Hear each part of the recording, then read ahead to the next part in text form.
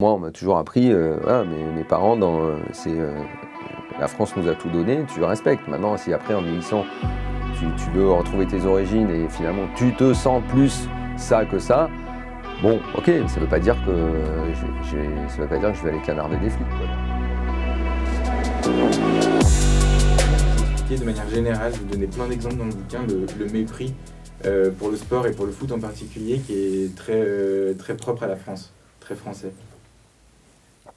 La différence entre culture et sport, je crois qu'elle est historique, ça c'est certain.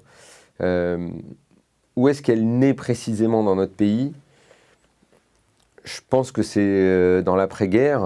Est-ce que c'est quand De Gaulle a fait ses grandes séparations entre l'économie, c'est pour la droite, la culture, ce sera pour la gauche, et le sport toujours mis de côté, lui-même ne s'y étant intéressé que très peu ou que tardivement, quand il s'est aperçu que ça pouvait faire rayonner la France.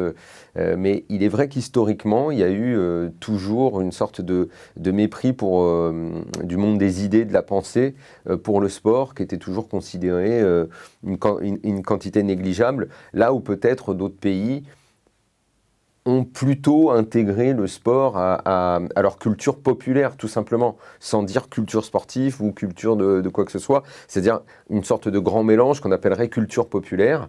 La France, effectivement, de ce côté-là, alors qu'elle avait des grandes compétitions, comme le Tour de France, qui était vraiment une sorte de rassemblement annuel autour d'un événement sportif.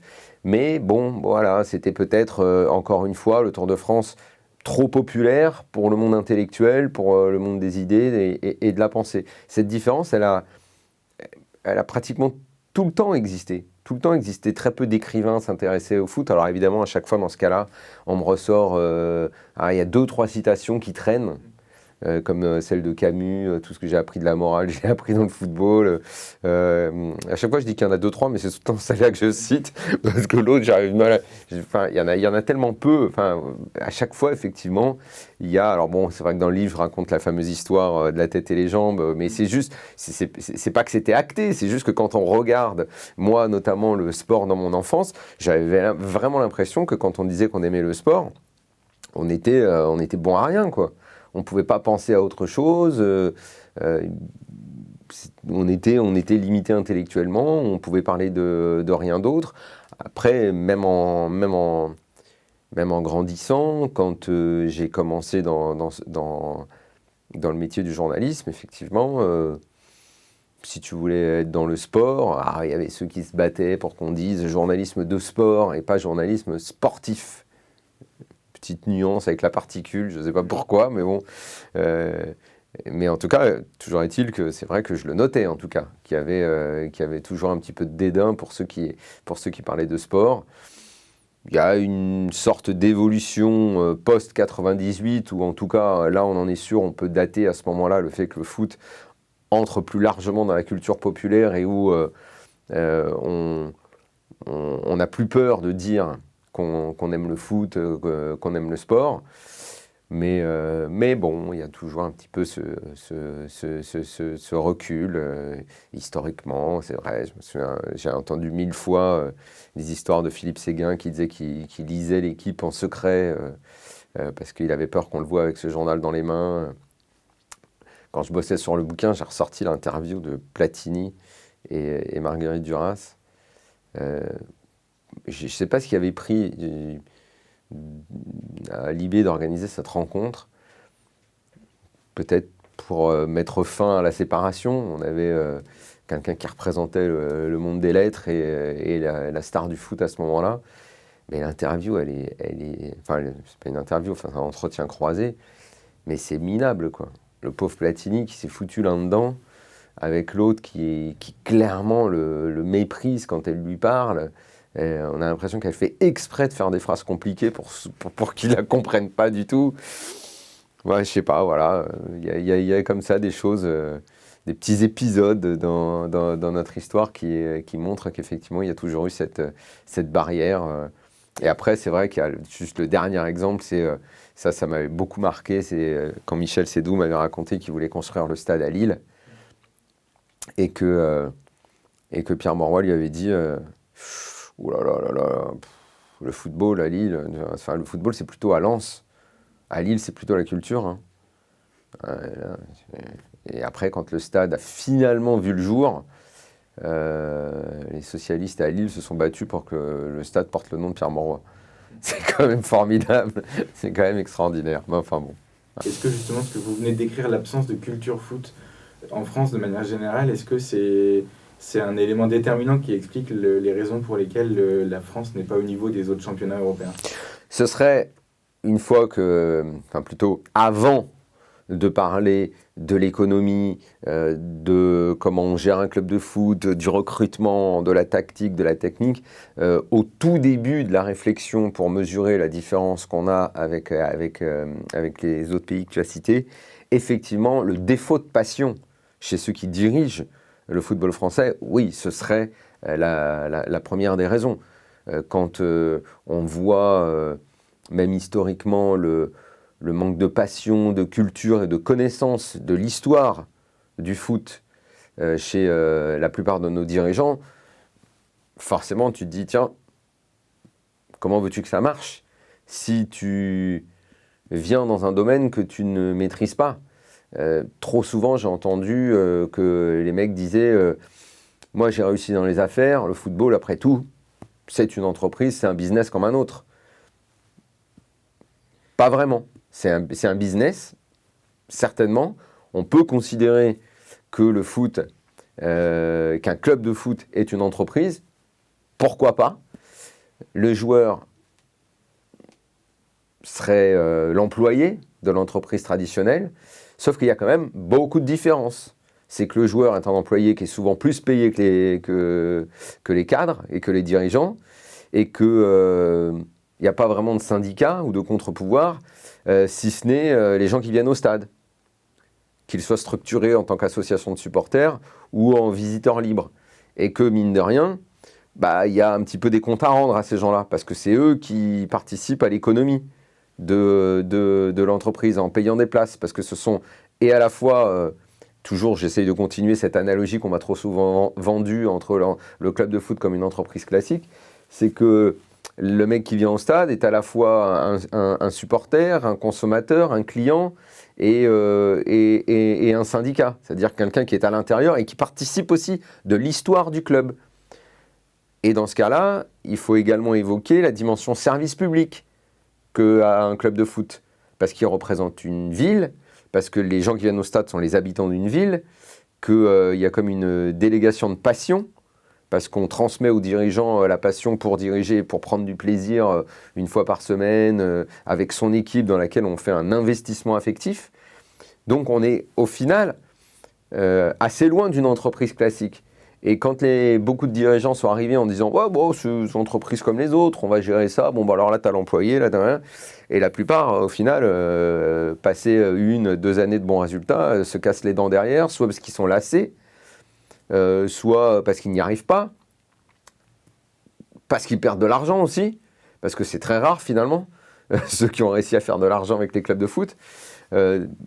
Et tout ça, effectivement, fait que, pour en revenir à la question initiale, ce défaut de connaissance par rapport à ce qu'est réellement un club de foot nous a toujours mis un petit peu en retard par rapport aux autres. Mais il y a eu des échecs dans les clubs également à l'étranger, hein. Les mêmes personnes qui ont fait les mêmes erreurs. Mais si on doit prendre un exemple avec un pays comme l'Angleterre, où le foot, dès les années 60, était totalement intégré à la pop culture, le monde de la musique s'est mêlé au monde du foot, il y avait des passerelles de tous les côtés. Il y a eu, par exemple, chez eux, une grande capacité à mélanger la tradition et la modernité, le libéralisme économique et le conservatisme des valeurs du football, l'attachement, l'enracinement à un club, à une région, à une terre. On a toujours vachement bien marié toutes ces choses-là en Angleterre. Chez nous, beaucoup, beaucoup moins. Effectivement, on peut toujours considérer que ça ne vaut rien, que ça n'est qu'une défaite, que ça n'est qu'un match de foot, mais on ne va pas décider de la passion des gens. Il y a certaines personnes qui considéreront que, je ne sais pas moi, telle ou telle activité, c'est moins important. Oui, je veux bien croire que lire un livre, ça peut être plus enrichissant que d'aller au stade. Mais si la personne veut aller au stade, si sa passion, elle est dans le foot. Et puis surtout, encore une fois, on n'est pas obligé de séparer les deux. C'est-à-dire un pays comme l'Argentine où la passion du foot est extraordinaire, le foot transpire de partout dans la société, chez les intellectuels, dans le monde des arts. Le mélange existe. Alors, certains diront, ouais, mais c'est tellement passionné que ça vire à la folie quand il y a des rivalités entre clubs. Absolument, absolument. Mais il se trouve que c'est leur culture. On ne va pas se mettre à aller juger la culture des autres et à donner des leçons. Là, ce que vous avez écrit tout à l'heure sur le fait qu'un club représente une ville, j'ai l'impression que c'est vrai par exemple à Marseille, à Lens, à Saint-Etienne, dans quelques clubs. Mais c'est pas le cas forcément. Si au fil des années, il y a rien qui s'est construit, et le club n'était pas important, et il n'y a pas eu d'histoire justement qu'on a racontée avec des dirigeants qui sont restés longtemps, avec des joueurs, et aussi avec des résultats, parce qu'un club se construit aussi à travers des résultats et des aventures sportives qui ont fédéré des gens qui venaient au stade et qui vont se transmettre les souvenirs de génération en génération. Oui, on n'avait pas, parce que le foot n'était pas extrêmement médiatisé, parce que dans les autres pays, on avait plus de gens qui en parlaient, il y avait plus de médias qui s'intéressaient également au sport. Nous, chez nous, moi petit, le foot passait très peu à la télé, il n'y a toujours eu qu'un seul quotidien de sport. On est quand même un pays, chercher dans le Figaro, dans Libé, dans Le Monde, les pages sport, ça n'a jamais véritablement existé. Aller en Italie, en Espagne, en Angleterre, dans des quotidiens importants qui structurent la vie sociale du pays, vous avez des cahiers de pages sport avec des plumes qui écrivent, qui réfléchissent à ce qu'est le sport, à ce qu'est le foot. Nous, chez nous, et là pour le coup, même encore aujourd'hui, quoi. Vous avez une page de temps en temps, un petit article. Le Figaro confrontait à des difficultés financières récemment. Le premier service qu'ils ont coupé, c'est celui des sports. Ils ont tout bazardé. Donc, évidemment que tout ça participe d'un environnement qui n'est pas favorable à l'évolution mais au fait de considérer que ça peut être important. Après, ça se répercute de partout. Après, pourquoi vous pensez qu'un joueur, quand il évolue en Ligue 1, sa première préoccupation, c'est de se barrer ? Et quand il arrive à l'étranger, il dit ici la passion c'est autre chose. Et puis d'un coup le mec devient ultra sérieux. Alors qu'en France, il avait une attitude parfois un petit peu dilettante. Il arrive dans le club à l'étranger, il fait ici c'est sérieux. Je vais être plus discipliné, je vais plus travailler, je vais plus m'impliquer parce que autour de lui, il sent qu'il y a une passion. Tout ça pour l'obtention de résultats et pour rendre le club important et se mettre en phase avec des supporters qui eux vont également juger que c'est important. Dans leur vie quotidienne, ça joue forcément. Moi, je me souviens de Paoletta qui me racontait à l'époque au PSG, il me disait à une époque où Paris avait de très mauvais résultats, et il me dit, le problème ici c'est que ça touche personne. Il dit en fait il faudrait que pour que le mec sorte de son confort et juge que finalement la débâcle qu'on vient d'affronter, c'est quelque chose de grave dans sa vie. Il faudrait que dès qu'il sorte du stade, le mec il ouvre la porte, lui fasse la gueule, que le magasinier lui range pas bien ses affaires, que quand il sort dehors, il soit plus invité au resto ou en boîte, que en gros on arrête de lui dérouler le tapis rouge en permanence. Pour bien mesurer le fait qu'ici,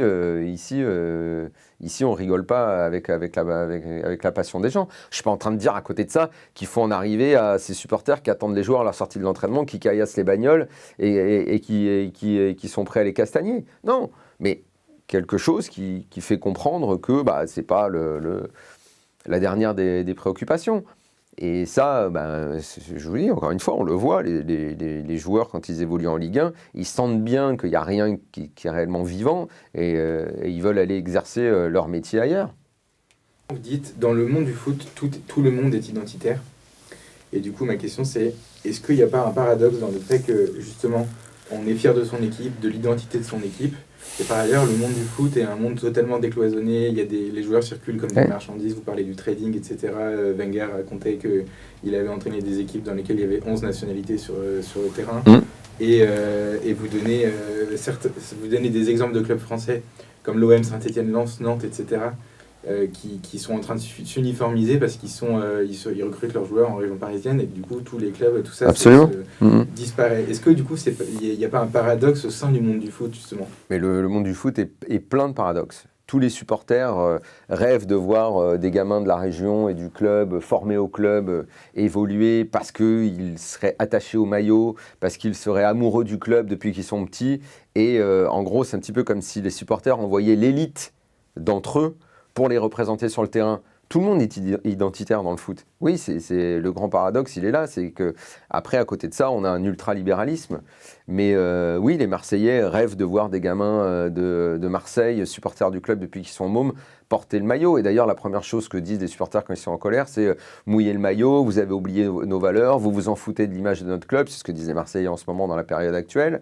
Les Lyonnais sont fans de leur centre de formation et adorent quand des gamins réussissent et les suivent même quand ils sont dans les clubs à l'étranger. Les Lyonnais adorent savoir que Tolisso va réussir au Bayern, que Lacazette va réussir à Arsenal. Et quand il met un but, c'est un petit peu comme si un dixième de ce but leur appartenait un peu. Les Rennais font pareil, ils sont déjà en train de triper à Camavinga au Real Madrid. C'est un gamin à nous, il est là-bas. Il y a cet enracinement identitaire culturel dans le foot, il est partout. Un des clubs qui fait le plus triper les supporters de foot, c'est Bilbao. Parce que, alors Bilbao, je suis désolé, mais si on le prend vraiment, c'est le rejet de l'autre absolu. Si tu n'es pas basque, tu ne peux pas porter ce maillot. Alors parfois, il y a des relâchements dans la règle et tout, mais grosso modo, ça tient encore. Donc le centre de formation est très fort, il y a des moyens financiers importants pour retenir les mecs, mais il faut dire aussi que les gamins du coin ont très envie de le porter ce maillot et sont fiers quand ils le portent. Et ce club-là, c'est vrai qu'il plaît à tout le monde. Tout ce qui est attachement identitaire, ça a toujours fait triper les supporters de foot. La rivalité Boca River en Argentine, elle a toujours été regardée avec admiration par les supporters du monde entier, qui se disent « Ah, regarde comme ils sont attachés aux couleurs ». Et les footballeurs argentins sont très attachés à leur club. On sait que Di Maria vient de là, que Paredes vient de là, que Carlos Tevez venait de ce club-là, je ne vais pas faire tous les jours argentins, mais tous, ils ont un club de base identifié. Et ils disent tous, que ce soit vrai ou faux à l'arrivée, mais en tout cas, ils disent tous, j'aimerais bien y retourner un jour. Mais en tout cas, on sait quel est leur club d'origine. Un supporter lensois, sa meilleure période, ça va être évidemment 98 parce qu'ils sont champions, mais parce que dans cette équipe, il y avait Sikora, il y avait Jean-Guy Wallem, il y avait des mecs du cru, il y avait des mecs de la région qui connaissaient cette terre. Ouais, le foot, le supporter de foot, il est identitaire. Il adore ça, il met ça en avant. À Strasbourg, on adore qu'il y ait des Alsaciens dans l'équipe. Et s'il n'y en a pas dans l'équipe, il faut absolument qu'il y en ait à la direction. Et là, en ce moment, ils sont super contents. Marc Keller est alsacien, et il est président de Strasbourg. On a le sentiment que la maison est tenue par un mec du coin. Tu dis ça en politique, t'es vite au RN. Hein. Mais le supporter de foot, je ne suis pas sûr qu'il veuille l'entendre, ça. Pourtant, c'est un des grands paradoxes. C'est un des grands paradoxes du foot et du supporter. Le repli sur soi, on veut... Après, ils sont ouverts. Attends, si l'étranger vient et brille dans le club, évidemment. Il y a, de toute façon, là, dans tous les clubs, et ça, pour le coup, partout dans le monde, souvent, quand on prend la star étrangère, elle reste dans le cœur des gens. Donc on est attaché à sa culture, on la défend l'identité, mais en même temps on ouvre la porte à l'étranger qui vient et qui brille et qui nous fait gagner. Ça, il y a aucun problème là-dessus. Le plus grand joueur de l'histoire de la Juve, c'est Platini, donc c'est un étranger pour eux. À l'OM, Chris Waddle, Skoblar sont restés des légendes. Enfin, il y a un mélange de tout. On adore les Marseillais. Et on adore aussi l'étranger qui vient, qui fait briller. Après, celui qui ne fait pas briller, il dégage, on l'oublie très vite. Et au PSG, c'est la même chose. On garde en mémoire des joueurs parisiens, mais on sait très bien que les étrangers peuvent venir et briller. C'est la Coupe du Monde, j'avais l'impression que c'était le seul moment où le patriotisme était autorisé, en fait. Exacerbé même. Voilà, exacerbé, on n'a jamais vu... je me souviens parce que... J'avais eu l'idée au moment de la Coupe du Monde et quand je voyais ce que j'avais fini par considérer être le show des hymnes, parce que c'est la première fois, je crois, que les télés ont pris l'antenne aussi tôt pour surtout ne pas rater les hymnes qui sont de plus en plus chantés par les équipes, avec page de pub après. C'est dire que c'était devenu un programme dans le programme, comme en rugby d'ailleurs, où le fait de chanter les hymnes et donc d'affirmer ses valeurs patriotiques, là d'un coup, c'était devenu quelque chose qu'on ne cachait plus, alors que moi je ne suis pas du tout en train de...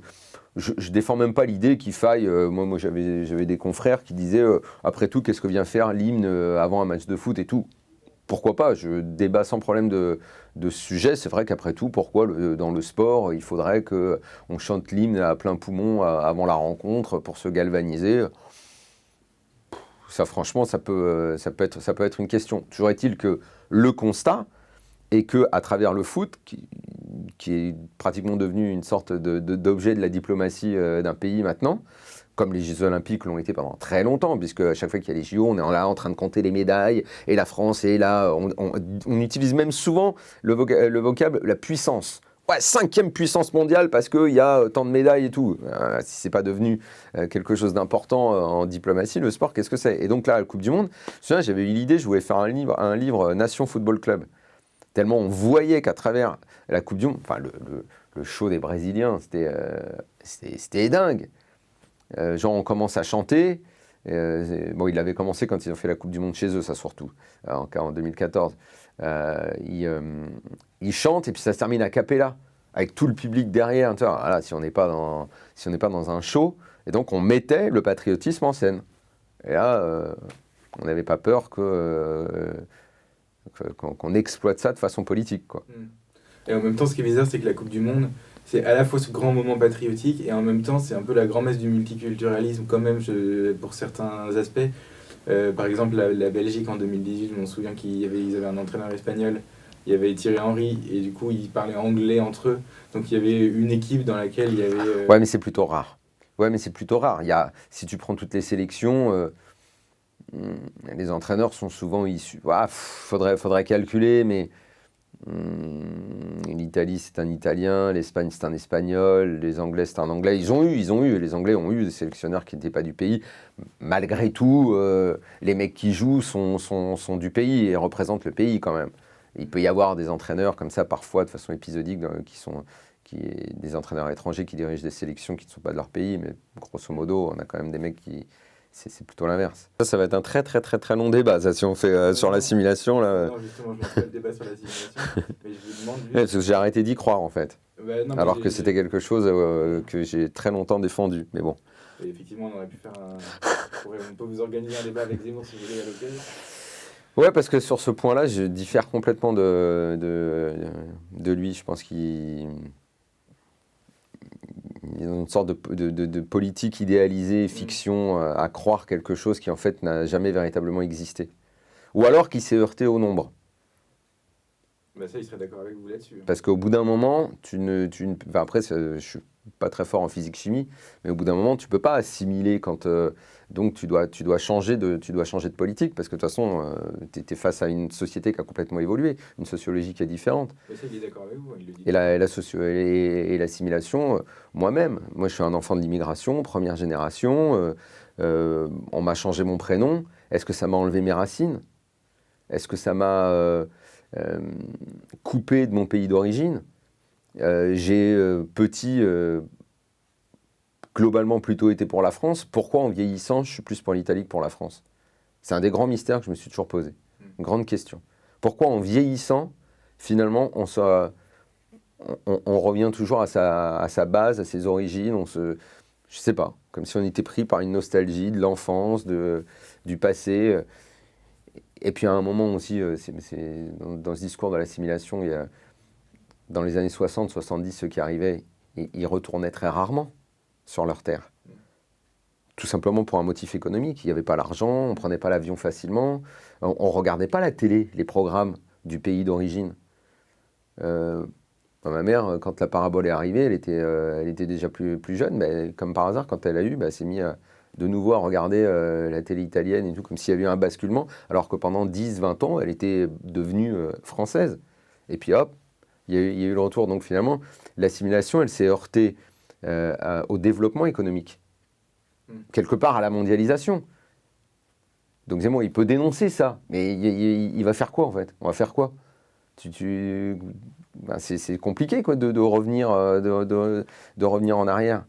Donc tu es plutôt obligé de faire un constat différent et d'adapter ta pensée et la façon dont tu vas régler les problèmes.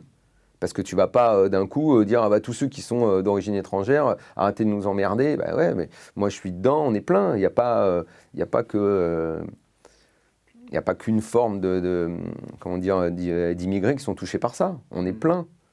Les Portugais, c'est la même chose. Ils restent très attachés à leurs origines. Nous, les Espagnols, beaucoup. Après, ça ne veut pas dire rejeter le pays dans lequel tu es. Parce que là, si tu en viens à là, c'est qu'il y a des problèmes sociaux graves. Et qu'il y a un truc qui s'est cassé à un moment et que tu n'as pas su réellement affirmer l'identité de ton pays pour la faire respecter. Moi, on m'a toujours appris, mes parents, la France nous a tout donné, tu le respectes. Maintenant, si après, en vieillissant, tu veux retrouver tes origines et finalement, tu te sens plus ça que ça, bon, ok, ça ne veut pas dire que je vais aller canarder des flics, quoi, derrière. Vous dites que le sport a souvent été précurseur, annonciateur de problèmes de société. Du coup, de la connaissance que vous avez aujourd'hui du foot, vous appliqueriez ça à quel... en quoi est-ce qu'il ressemble à notre société? En fait, quand je raconte ça, ça me fait penser aux années que j'ai passées au Parc des Princes. Et effectivement, où j'ai senti l'évolution dans le pays qu'on m'a décrit à l'école quand j'étais petit, où on me disait on ne fait qu'un, finalement, on est plusieurs. L'idée c'était on ne fait qu'un, et donc moi j'allais au parc avec l'idée qu'on ne faisait qu'un, que tous les gens qui venaient là, on était ensemble, et peu importe comment on était, quoi. Parce que effectivement, ça peut être banal de le dire, mais il se trouve que j'ai grandi avec plein de gens différents, parce que souvent quand tu es enfant d'immigré, tu n'arrives pas direct dans un beau quartier, tu y vas plus tard. Et d'ailleurs au parc, moi je rêvais, je me dis, putain, quand je serai grand, si j'ai des sous, j'irai en latéral, peut-être même qu'un mec m'invitera en loge et tout. Je me souviens, je me disais ça quand j'étais ado et que j'allais au parc et tout ça. En attendant, j'allais en tribune populaire, et c'est vrai qu'au parc, je l'ai senti parce que j'ai fait un peu toutes les tribunes. Et le communautarisme, j'ai senti monter à bloc, quoi. C'est, comme je raconte dans le bouquin, c'est au Parc des Princes que j'ai entendu pour la première fois Sale Français, et c'est au Parc des Princes que j'ai entendu pour la première fois des insultes racistes quand je traînais à Boulogne. Et c'est vachement... c'est choquant, parce que moi j'y allais, c'était ma construction d'adulte, et je me disais, oula, là on est en train de se séparer. Là, il y a plus, là je ne peux plus y aller avec ce pote-là. Mais si je vais là, c'est pareil. Et finalement, on te repousse comme on fait aujourd'hui, où on entend principalement que les discours extrémistes dans le débat public, où on cherche à éloigner les gens, notamment à travers les réseaux sociaux, où on ne fait que des clans, et où même si tu ne veux appartenir à aucun clan, on te met dans un clan. Comme moi, si je critique Verratti, personne ne dit rien. Enfin, je me fais insulter, mais pas sur des motifs identitaires. Mais si je critique un joueur rebeu, je suis raciste immédiatement. À chaque fois, je réponds, mais Verratti, on est compatriotes, quoi. J'ai le droit ou j'ai pas le droit? Ah non, là, c'est juste parce que tu l'aimes pas. Ah d'accord, ok, très bien. Et si je critique, je sais pas moi, tel président qui est français et tout, je suis pas raciste. Mais si je critique un joueur rebeu, bah là, t'es raciste. En fait, on te repousse obligatoirement. On t'enferme dans des clans. Et la France, aujourd'hui, elle est en train de devenir ça. Et ça, je l'ai vu au début fin des années 90, début des années 2000 au Parc des Princes. Je l'ai senti à mort, ça. Après, j'y allais plus en tant que supporter, parce qu'après, je suis devenu journaliste, donc j'étais observateur. J'avais encore quelques contacts au sein des assos de supporters, tout ça. Il y a eu un point de rupture, clair, net. Là, j'ai senti que ça allait être la guerre. D'ailleurs, ça a été la guerre entre, on va dire, la tribune blanche et la tribune multi en face. La séparation, elle était claire, nette. Il y avait aucun retour en arrière possible. Et ça s'est très très mal fini. Le parc a explosé. Il y a eu le plan Le Prou qui a mis tout le monde dehors. On a senti, enfin moi perso, le communautarisme dès la fin des années 90. En plus, ça suivait le fameux slogan Black Blanc Beurre. Et au Parc des Princes, je voyais bien que c'était pas du tout comme ça ce qui était en train de se passer. Je passe sur le... Comment dire, j'ai appelé ça Racaille Football Club, mais vous avez écrit Racaille Football Club en 2012, je crois. Ouais, 2013, ouais. 2013. Comment est-ce que vous savez comment la situation a évolué depuis que vous avez fait ce constat dans le football français de manière générale? Le contexte à l'époque, c'est qu'on parlait, le mot qui était le plus employé dans le foot pour décrire les problèmes qu'avait notre football, c'était post-2010, c'était en gros le comportement des joueurs. Le je m'en foutisme généralisé, je m'en fous du club, des valeurs du club, je pense qu'à ma gueule. Moi, j'ai toujours lié ça à ce que j'appelle... alors, le problème de Racaille, c'est qu'à chaque fois, au lieu de comprendre que pour moi, ça décrivait une mentalité, on rapprochait toujours ça d'une couleur et d'une origine.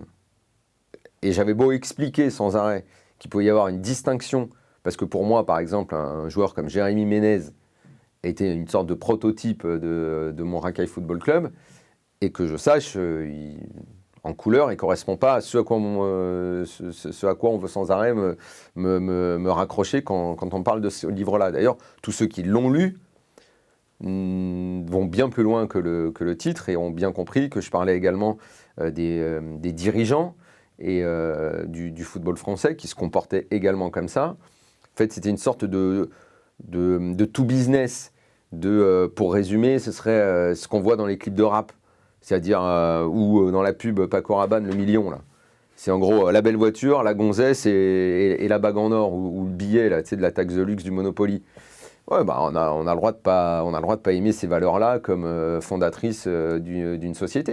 Dire la femme objet, la voiture comme attribut de la réussite et le billet qui va tout acheter. Bon, c'était grosso modo ça que je dénonçais. Avec le temps, la façon dont ça a évolué, pas en bien, dans le sens où effectivement le joueur continue, et ça je pense que c'est le principal problème de l'évolution de nos clubs et des joueurs, ils se sont tous repliés sur la carrière individuelle. Ils ont tous compris comment fonctionnait le business de nos clubs, qui de toute façon est bâti aujourd'hui sur les droits télé et le trading des joueurs. Donc, c'est comme si c'était devenu institutionnel. Le joueur de foot ne va plus vouloir intégrer le club français pour y réussir, mais il le voit comme un marchepied pour poursuivre sa carrière ailleurs. Donc, il n'est plus réellement attaché. Le petit Marseillais, son rêve, c'est plus de jouer à l'OM, c'est de rapidement signer un contrat pro ailleurs, c'est-à-dire là où il y aura plus d'argent. Et le Parisien, c'est la même chose. Et il y en a beaucoup, des gamins au centre de formation du PSG. Et on a eu les exemples cet été, par exemple, de Kouassi ou d'autres, où tu te disais, je sais pas, si j'avais été dirigeant il y a 5 ans, je me disais, bon, le gamin, obligatoirement, il va rêver de jouer au PSG. En plus, le PSG, ça fait rêver, ça marche et tout. Aujourd'hui, les agents ont compris le business, les joueurs sont pas cons. Ils savent en plus, la plupart viennent quand même de milieux défavorisés, ils ont compris qu'ils pouvaient, parce que c'était un ascenseur social important, ils pouvaient s'en sortir grâce à leur réussite dans le football, et signer dans le club de base, celui qui t'a formé, c'est même plus une priorité. Et là, j'ai envie de dire, le problème, c'est pas le joueur. Moi, j'ai longtemps tapé sur les joueurs. Le problème, c'est le système. C'est les clubs qui l'ont construit, ce système-là. C'est les présidents qui, à force... À la limite, il y a 10 ans, je pouvais les comprendre. Quand ils se plaignaient, ils disaient « Ouais, mais le joueur, il respecte plus les valeurs, il a plus le bon comportement. » Mais si à force, toi-même, tu as usé jusqu'à la corde du système, c'est-à-dire à ne même plus vouloir le garder 1 an, 2 ans, à même plus vouloir lui vendre un projet, à même plus vouloir lui raconter une histoire, mais la seule histoire que tu lui proposes, c'est celle de « Toi, tu sors de banlieue, tu crèves la dalle, viens chez moi, et puis de toute façon, dans 2 ans, je vais te revendre 20 millions à l'étranger. » Le mec, il va regarder, il fait « Attends, mec, tu me prends pour une marchandise ?» Si je suis une marchandise, il n'y a pas de problème, je suis une marchandise. Mais on ne va pas attendre 2 ans. Je vais me vendre avant même que tu me vendes. Donc les mecs, ils veulent même plus signer le contrat pro dans le club d'origine, mais ils veulent se barrer le plus vite possible. Franchement, je crois que je ferais pareil. Parce que le gars, il va toucher en plus une grosse prime à la signature en allant dans le en allant dans le club à l'étranger. Et comme en plus, les dirigeants français sont tellement nuls qu'ils ont dévalué la valeur de notre championnat avec leurs entraîneurs pourris qui font pratiquer un jeu de merde et qui font qu'on s'ennuie tous les week-ends, qu'à la place du joueur et de l'agent, il me dit, mais attends, mais en Ligue 1, je m'ennuie. Ça joue mal. Mais si j'ai les moyens, je dis à mon agent, mais trouve-moi rapidement un club. Avant, on n'allait pas en Allemagne. Maintenant, ils vont beaucoup en Allemagne, en Angleterre et tout. Mais même en deuxième division en Angleterre. Il y a plus de passion, je m'amuse plus et je vais mieux gagner ma vie. Mais il y en a plein qui partent en Italie aussi, dans des petits clubs. Pourquoi se priver ? Ça, franchement, c'est pas les joueurs. C'est pas les joueurs. Moi, je tape plus sur la mentalité des joueurs. En plus, sont arrivés un tas d'autres problèmes qu'on est incapable de régler. La force de l'entourage, elle peut être dure maintenant autour des joueurs. Il peut y avoir les mecs, il y en a, je comprends qu'ils veulent se barrer du quartier parce qu'il y a pas mal de raquettes. Si tu dois faire vivre, avant tu faisais vivre ta famille, mais s'il faut que tu fasses vivre 10 personnes, 15 personnes qui vont te demander de l'oseille sans arrêt et tout, bah moi je comprends que les mecs ils disent c'est bon, au bout d'un an je me barre. Hein. Ou même avant même de signer, je me barre direct. Dans le livre en 2013, je me souviens que vous expliquez notamment que si jamais justement cette culture racaille peut s'installer dans les clubs français, c'est notamment parce qu'on n'assume plus certaines idées, enfin je reprends avec mes mots, mais certains principes, notamment celui de l'autorité, et que les joueurs, vous me disiez ça tout à l'heure, quand ils arrivent dans un club étranger, ils découvrent l'autorité et ça les dérange pas. Mais ça, c'est ce qu'on entend chaque semaine. Chaque fois qu'un joueur part à l'étranger, le gars, il avait un sale comportement en France, enfin c'est ce qu'on disait, c'était un sale mec, il respectait pas l'institution, il était en retard à l'entraînement, hein. Le mec il arrive à l'étranger, il est nickel. Bah, je me dis que c'est peut-être pas un problème du joueur, moi. Je me dis que c'est probablement un problème du club et des dirigeants.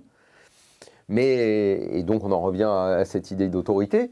Ouais, bah, on sait qu'en France, on a un problème avec ce mot-là, puisque ce mot-là, il a été abandonné, on l'a jeté par terre, comme plein d'autres mots en France, et ça a été récupéré par l'extrême droite. Tu parles d'autorité, t'es un fasciste. Ah, bon, bah, ok, bah, pardon, alors. Bon, moi, franchement, je m'estime pas facho, mais je pense que l'autorité, c'est un mot important. Pour tout, pour l'éducation d'un enfant, à l'école, hein. Mais aujourd'hui, en France, rien. On n'aime pas. Mais sauf que quand ils arrivent dans les clubs à l'étranger, ah bah là, il n'y a aucun problème.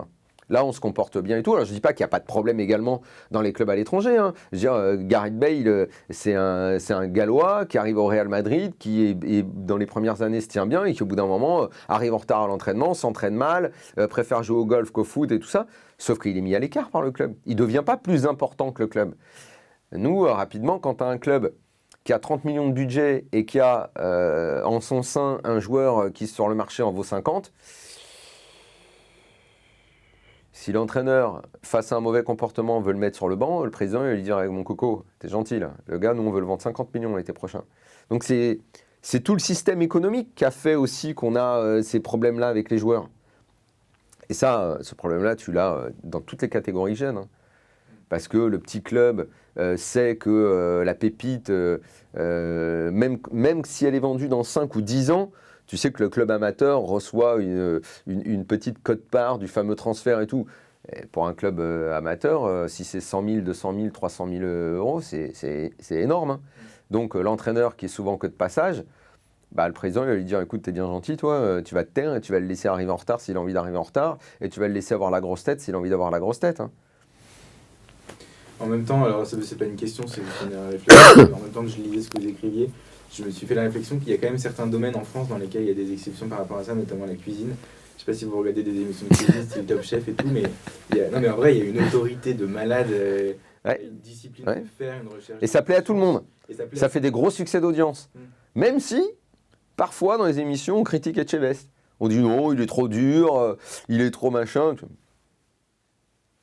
Enfin, d'où quoi. Si tu veux progresser, tu vois, en plus, tu sais, ça fait toujours, c'est marrant ça. Si on critique tout le temps ça, et après tu t'aperçois qu'il y a, bon, c'est marrant de parler de ça, mais il y a des émissions donc ces émissions-là cartonnent.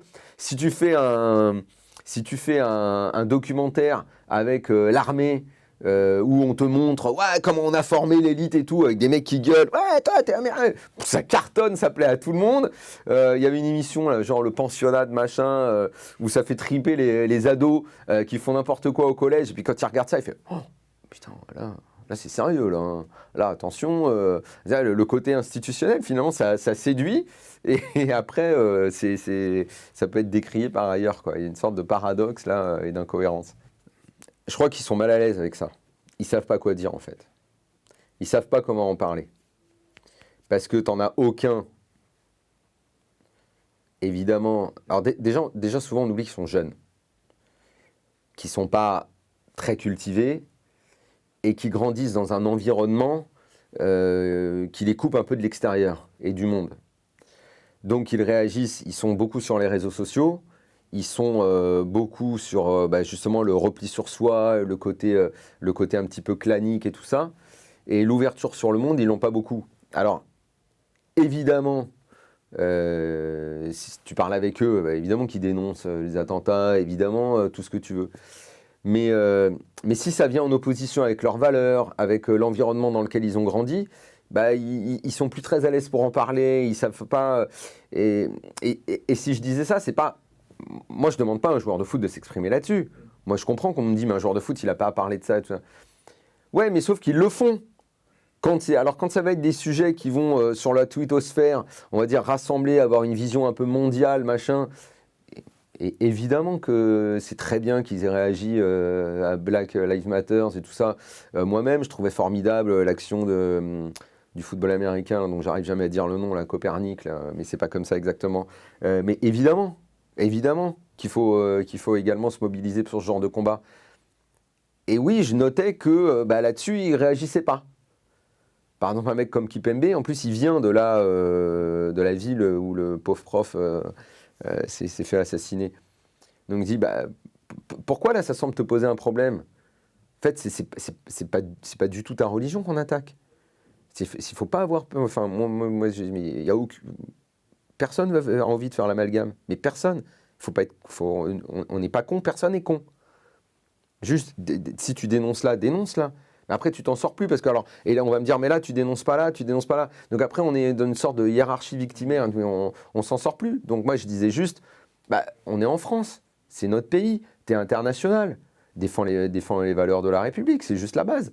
Personne viendra t'emmerder pour ce que tu es. C'est comme s'il y avait une crainte qu'on l'associe à, mais personne va t'associer à ça. Évidemment que des extrémistes vont le faire. Évidemment que c'est toujours exploité ces choses-là.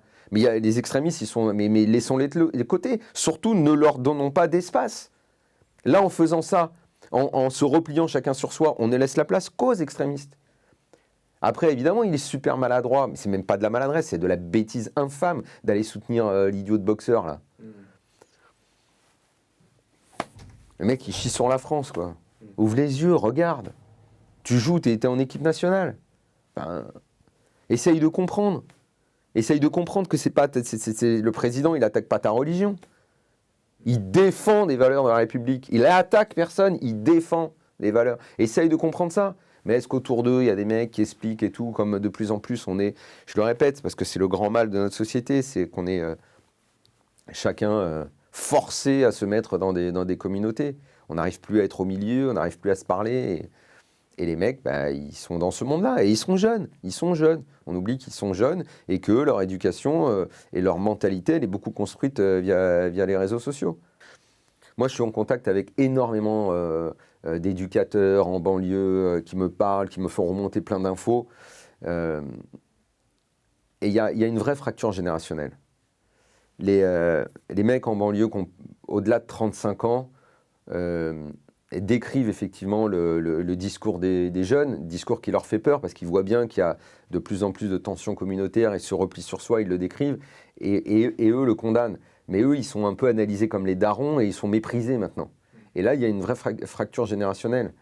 Et ces mecs-là, eux, ils voient pas des racistes à tous les coins de rue. Sauf que en 20-25 ans, putain, le moindre avis, tu es immédiatement catalogué tout de suite raciste. On te met immédiatement dans le camp du méchant. Ce qui n'est pas du tout le cas de la génération au-dessus. Mais le problème, c'est qu'ils n'arrivent même plus à se parler entre différentes générations parce qu'ils sont « Non, mais vous êtes les darons, vous achetez dessus et vous acceptez et tout. »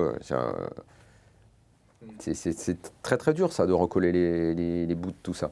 Est-ce qu'il y a quand même des raisons d'espérer pour le foot français parce que le livre est un peu déprimant?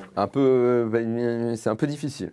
C'est un peu difficile parce que la façon dont sont gérés les clubs aujourd'hui et par qui ils sont gérés, ça donne pas vraiment l'impression que le foot français peut se relever parce que est-ce que les dirigeants en ont vraiment envie? Maintenant, les clubs sont construits dans cette économie-là du trading, donc on n'est pas là pour construire réellement l'histoire d'un club, mais pour former des joueurs et les vendre, quoi. Donc c'est comme une usine.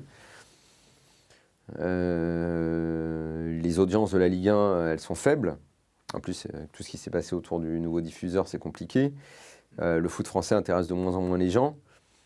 Il n'y a plus les nouvelles générations, elles regardent plus facilement un match anglais, espagnol qu'un match français.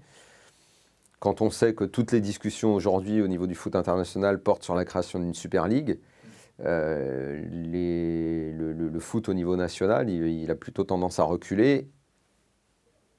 Et forcément, la Ligue 1 va perdre du terrain. Les droits de la Ligue 1 de diffusion vont baisser, inexorablement, toujours plus. Donc forcément, il y aura encore moins de qualité, encore moins de joueurs qui partiront encore plus vite. Non, la Ligue 1, je ne lui vois pas un avenir vraiment reluisant. Ça ne me paraît pas possible. L'analyse économique de notre championnat ne peut pas nous faire croire que ça va s'améliorer. À part peut-être ponctuellement comme ça, mais sinon... Bon bah là, on va rester abonné à RMC Sport. Merci.